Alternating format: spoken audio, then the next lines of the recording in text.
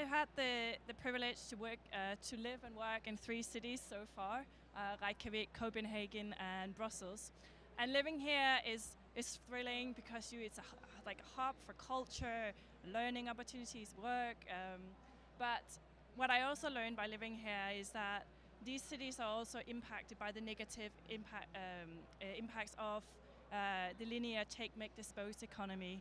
So just looking at Europe, for example, 90% of people live in harmful levels of air pollution. And looking at cities overall, cities account for 75% of resource consumption, 50% of waste generation, 60 to 80% of CO2 emissions, and I can go on. And while these figures are expected to go up as urbanization increases, and also urban demands are still far from met, and they need to be met. There are still so many assets within the city that we don't use efficiently. Just looking at Europe again, 60% of office space in Europe is unused during working hours. Cars are parked 92% of the time. And in our households, 80% of our household items we only use less than once a month. That is a huge economic loss and an economic lost opportunity. So what we in the foundation proposes is the different urban model, a model that is based on the principles of a circular economy. And you can cut the cake in different ways and like define those principles. And we define them as a way to design out waste and pollution, keep products and components and materials in use and maintain their value, and while also regenerate the natural systems in cities and around them. But what does that actually mean in concrete terms? That's often some of the questions that we get from our cities network. Like, what are the opportunities? Like, what are the concrete benefits? What can we actually do? So to answer that, we, in our Circular Economy Cities project, we looked into 3 urban systems, as we call them. So looking at buildings, mobility, and products. These 3 systems are highly resource intense and closely interlinked, and also key to a prosperous functional city. So to identify the opportunities within these systems, we looked at 5 phases, which I'll go through just looking at buildings. So when it comes to buildings are the skeleton of a city. There's the physical structure that defines so many other things in a city. So therefore, where we place them, what we use them for is key. And that's like why we need at the planning level to already consider what is the function of our buildings. So for example, one of the key opportunities that we identify is compact urban development.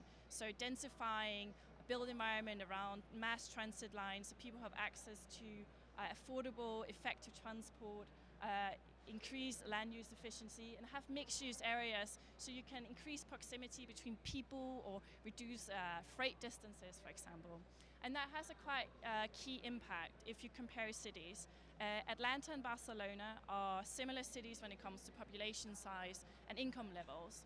But Barcelona here on the photo has had a compact urban development, which now means that they have 26 times less transport area and 10 times less CO2 emissions. So it can have quite a significant impact. But then secondly, we also need to consider the buildings themselves. And as you see around you, there's so many great examples of what you can do around building design. By 2025, we need 1 billion more new homes. So getting them right from the outset is a great opportunity we should capture. John already mentioned a lot of the important design consideration we need to have, like are they adaptable, are they modular, can they last for long, or if we need to take them apart, like can we reuse the materials, are they made of something that's harmful, or are they safe to use over and over again. But also here in Singapore, for example, they're bringing nature back into the city and literally on the buildings. And as Jenna mentioned, like this is creating, of course, nice breathing space that in a very dense, busy city, but it also has an important impact on cleaning the air, cooling the temperatures in the summer, supporting biodiversity, and so on. The third phase that we're looking into is, of course, how we make buildings. So with new industrial construction techniques that we have available today, we can print modular building components off-site and then assemble them or disassemble them like Lego pieces on-site, which means that we can reduce construction time with 50 to 70% while reducing waste significantly and resource use. Also with information technologies such as building information modeling or blockchain, we can track and trace materials and components that we put into our buildings.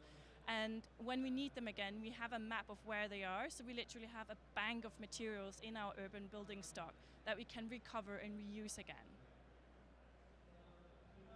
And then of course, like how we actually, what are the access model to our built floor space? So we all know Airbnb, but there's so many other ways of sharing space. So for example, co-working is a trend that is increasingly becoming popular, because not only are they lowering the cost of access to space, but it also helps businesses to network and have better work environments. And this is just one of my favorite examples from Sweden, where people share their home offices. So usually living rooms are empty during the daytime, but you have a lot of people who are freelancers or entrepreneurs or small businesses that need cheap space. So they created their own little office space at home, sharing cost and just generating more innovation and knowledge sharing. And then finally, how we operate our buildings is crucial. Like 9 out of 10 buildings that we have in 25 in Europe are already built. They currently account for 30% of our energy consumption, but just with simple solutions like improving insulation, putting in double glazing, like simple refurbishment, you can reduce energy consumption with 30%. And then we have like other smart technologies like smart meters, sensors and so on, that we can improve the efficiency of our buildings.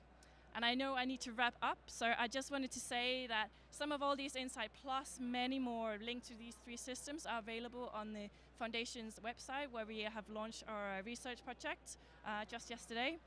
We're breaking it down to these like easy accessible modules where you can go in to look into the vision that we set out for cities, the evidence base, the role of policymakers and the policy levers they have at hand, case studies, and then also an overview of some of the other organizations that are doing great work on circular economy in cities and have additional resources for you to look into. Because this is very much a collaborative effort. And we, as a foundation, we're really interested in continuing the dialogue, finding ways to collaborate or help others to meet. So yeah, I'm looking forward to everyone's feedback on the project as we launch it. Thank you.